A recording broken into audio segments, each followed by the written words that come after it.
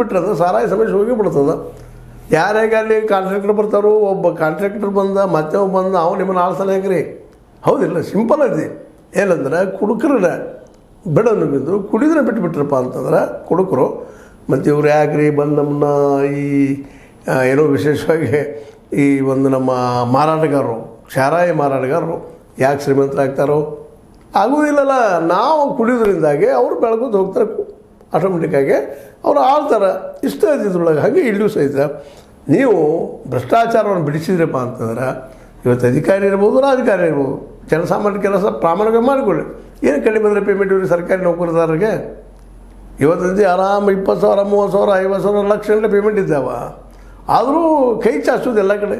ಯಾಕೆ ಅಂದ್ಕೊಳ್ಳೆ ಹೇಳ್ತಾರೆ, ಇಲ್ಲರಿ ರಾಜಕಾರಣಿಗಳು ನಮಗೆ ಪರ್ಸೆಂಟೇಜ್ ಕೇಳ್ತಾರೆ ರೀ, ಅದಕ್ಕೆ ನಾವು ಅವ್ರು ನಾವು ಮಾಡ್ತೀವಿ ರೀ ಅಂತೀವಿ. ಇಲ್ಲ ನಮ್ಮನ್ನು ಎಲ್ಲರೂ ಸಸ್ಪೆಂಡ್ ಮಾಡ್ತಾರೆ ರೀ, ಬೇರೆಯವ್ರಿಗೆ ಟ್ರಾನ್ಸ್ಫರ್ ಮಾಡ್ತಾರೆ, ಮತ್ತೇನೋ ಮಾಡ್ತಾರೆ ರಾಜಕಾರಣಿಗಳು ಅಂತ ಅವರು ಹೇಳ್ಕೊಳ್ತಾರೆ.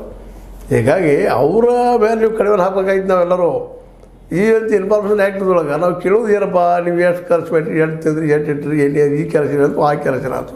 ಅದ್ರಾಗ ಎರಡು ದಿವಸ ಇವತ್ತು ಇನ್ಫಾರ್ಮೇಷನ್ ಅಂದ್ರೆ ಅದಕ್ಕೆ ಟೈಮಿಂಗ್ ಅದಾವೆ, ಟೈಮ್ ಬಾಂಡ್ಗಳಿದ್ದಾವೆ. ಆ ಟೈಮ್ ಬಾಂಡ್ ಮುಗಿ ಹೋದ್ರಾಗ ಅಷ್ಟು ತಪ್ಪಿಸ್ಕೊಳ್ತಾನೆ, ಮತ್ತೇನೋ ಮಾಡ್ತಾನೆ. ಅದು ಬ್ಯಾಡ್ರಿ, ಯಾರಿಗೂ ಹೇಳೋದು ಬೇಕಾಗಿಲ್ಲ. ಅಷ್ಟು ತೊಂದರೆ ಕೊಡ್ತಾರೆ.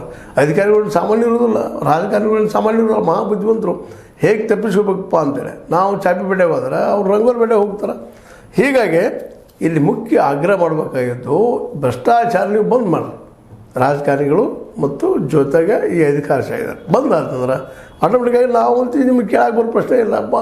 ಕೊಟ್ಟರು ಸಹಿತ ಇದ್ದಾಗ ಕೊಟ್ಬಿಟ್ಟಿದ್ರಿ ನೀವು, ನಮಗೆ ದುಡ್ಡು ಹೋಗ್ತೀರಿ ನೀವು ಪ್ರಾಮಾಣಿಕಿದ್ರೆ. ಹೌದಿಲ್ಲ ರೀ?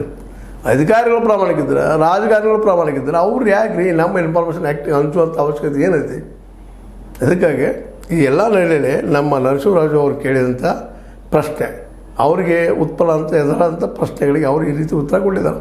ನಮಗೆ ನೀವು ಏನಪ್ಪ ಅಂತಂದ್ರೆ ಈ ಆರ್ ಟಿ ಐ ಕಾರ್ಯಕರ್ತರಿಗೆ ನೀವು ನಮಗೆ ಕಡಿಮೆ ಹಾಕೋದು, ಅದನ್ನು ವೀಕ್ ಮಾಡೋದಿದ್ಲು ಇವರಿಗೆ ನೀವು ತಿಳಿಸಿ ಹೇಳ್ರಲ್ಲ ಅಂದರೆ ಆಟೋಮೆಟಿಕ್ಕಾಗಿ ಏನಾಗಿಬಿಡ್ತದಪ್ಪ ಅಂತಂದ್ರೆ ಭ್ರಷ್ಟಾಚಾರ ಇಲ್ಲ ಅಂದ ತಕ್ಷಣ ಅಧಿಕಾರಿಗಳು ಯಾರು ಭಯ ಇಲ್ಲದ ಅವ್ರು ಇನ್ಫಾರ್ಮೇಷನ್ ಕೇಳ್ತಾರೆ, ಅದಕ್ಕೆ ಉತ್ತರ ಕೊಟ್ಬಿಡ್ತಾರೆ. ಮುಗಿತಲ್ರಿ, ಸಿಂಪಲ್ ಐತಿ. ಇಷ್ಟ ಸಮಸ್ಯೆ. ಅದಕ್ಕೆ